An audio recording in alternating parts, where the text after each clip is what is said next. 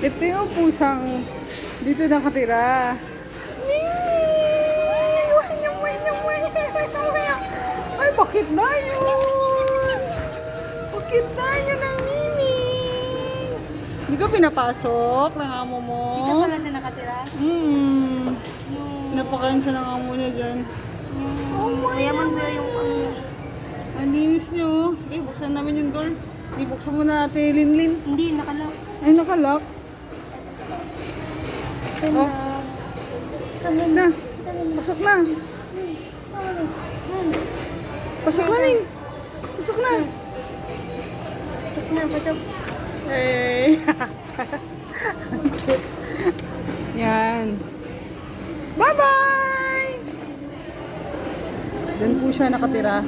At dyan din siya pinapakain ng amo niya. Dito sa... Pamamamamamamamam.